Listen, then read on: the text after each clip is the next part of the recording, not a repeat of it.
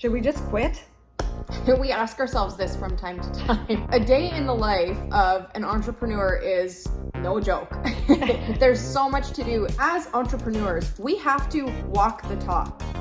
All the time, every day. It never goes away. So for us, that looks like we teach healthy Christian living. So that means that, you know what, some days we feel like going through the drive-thru. We feel like having a burger and fries. And ice cream. And we teach that one unhealthy meal doesn't make you unhealthy. So it's not that we can't do that, but we always have to be aware of making sure that we have integrity in what we're teaching compared to how we're living. It's a really big deal, and we have to be accountable. We are accountable to God each and every day. And sometimes it gets really hard. And We're going to share our day with you. We're ready to go shopping, but a package arrives at the door, and woo, we are excited, so we get a little distracted. yeah, distractions are a big one. But this is from The Chosen, and we are so excited to open this because it's a birthday present for my husband. And we love The Chosen. So tell us in the comments if you watch The Chosen.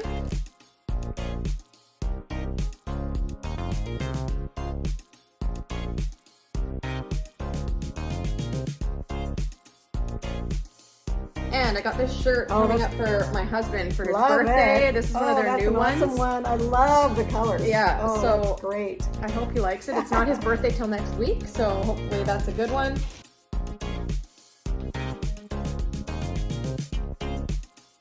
There we go. Ready for a Canadian winter.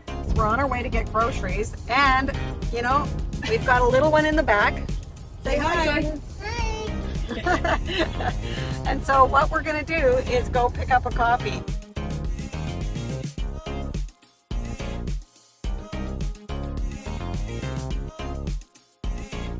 So why do we feel like quitting today? Why is it just so hard? You know, we often talk about how God gives us these big dreams, these big visions, these big missions, and we believe that, I'm sure if you're here watching too, that the devil uses our insecurities and the places where we feel discouraged and frustrated to wear us down so that we stop. I agree. The devil knows exactly where we're weak. He knows exactly what dart is going to get us. It pierces, and it pierces deep. He knows where we're vulnerable. He knows where he can get us down, and that's exactly what he wants to do, is get us discouraged. And really, truly, he has no victory over us. Just a minute, please, Jordan. But what he can do is he can get us to stop acting.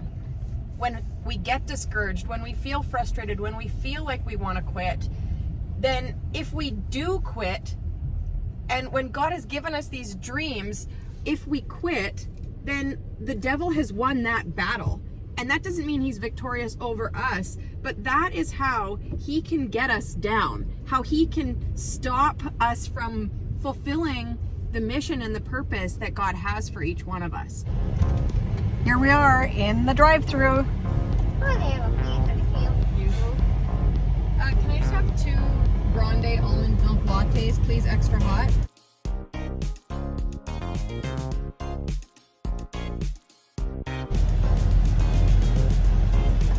Could we pay for the order behind us as well? Oh, Thanks. it makes someone's day, and Yes, please. it's the city of Kamloops, and we're paying for it. So that's awesome. It's going to make their day. Thank you. Oops.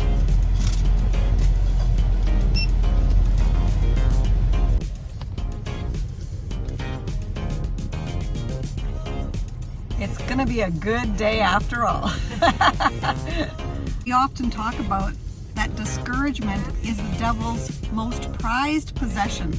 If he can get us down and discouraged, then that paralyzes us. And when we're paralyzed, we can't move, we can't act, and we can't go forward with our mission. Casey and I know that we've been called to help Christian women with healthy Christian living, and so we have a passion for that. When we get discouraged, we know that the devil is attacking us, and we have to put on our spiritual warfare, because it is a spiritual battle each and every day. And he knows how to discourage us, and it can be through so many things. It can be through mean comments from people. It can be through being misunderstood. It can be through doing all kinds of work, like putting together a whole YouTube video that takes hours to plan and hours to edit and hours to upload and create the thumbnail, and then it gets 10 views. And we feel like, what is the point?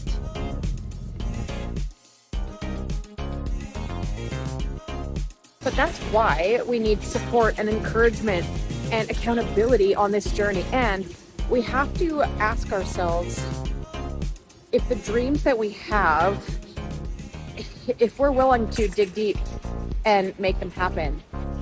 Because we all have dreams, we all have passions, we all have work, whether it's working at home to, maintain a household, whether it's taking care of your family or your parents. Whether it's trying to get promoted at your career job, whether you are looking after your children or your grandchildren and you're blessed in that, you love doing all of that, but some of it is still hard work, and some days it's too much. Some days you just want to give up. Some days you want to throw your hands up and go, I quit.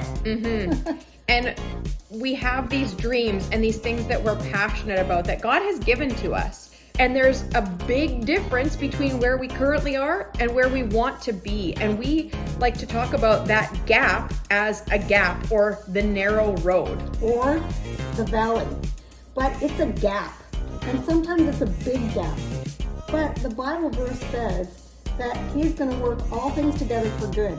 Even the gap, even the valley.